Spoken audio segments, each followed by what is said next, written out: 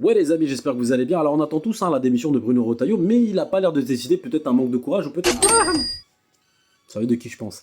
Et justement, il a dit quoi? Il a dit « Je regrette que l'Algérie refuse d'appliquer le droit international.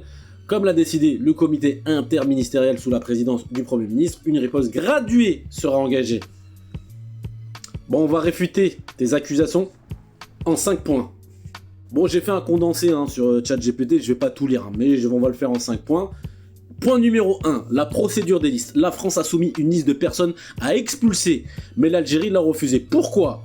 Parce que cette procédure n'existe dans aucun accord entre les deux pays, et ce n'est pas tout. La France a ignoré les règles établies et a préféré menacer et imposer ses décisions unilatéralement. L'Algérie ne l'a pas accepté.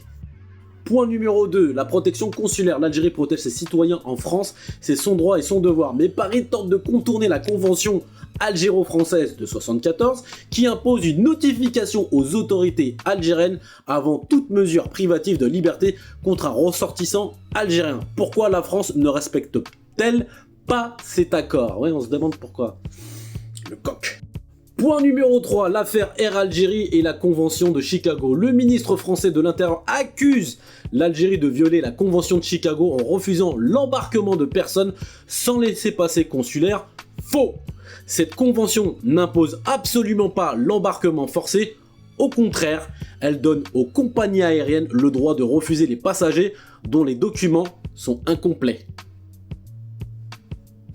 Point numéro 4, les restrictions de visa. Autre coup bas, les restrictions de visa pour les diplomates algériens. Pourtant, selon l'accord algéro-français de 2013, toute restriction doit être notifiée officiellement. Mais encore une fois, la France n'a pas respecté ses obligations et préfère les annonces médiatiques tapageuses plutôt que le dialogue diplomatique.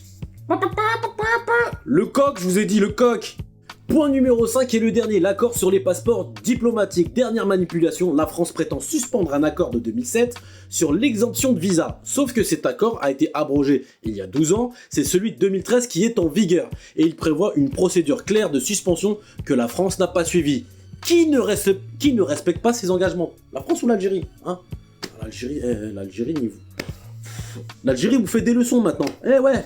En conclusion les amis, alors qui est vraiment en tort? L'Algérie qui défend ses droits ou la France qui viole ses propres engagements internationaux? Comme on dit en arabe, le sot ne lit ce qui est en lui, réfléchissez-y. J'aime bien cette expression. Donc voilà, encore une fois de plus, Retailleau tu te fous la honte, je te le dis, tu te fous. De toi à moi tu te fous la honte. Pose la démission, pose. Arrête l'autre Rachida, je sais qu'elle elle t'envoie des petits cadeaux peut-être, mais... Bon voilà, faut arrêter, je sais que t'aimes bien l'argent, mais arrête-toi là, t'es en train de ruiner ta carte. Pose la démission et pars. Laisse les grands, les villepins, tout ça, laisse les grands. Voilà. Qu'on en finisse avec Retailleau, c'est pour nous à faire classer, merci, au revoir.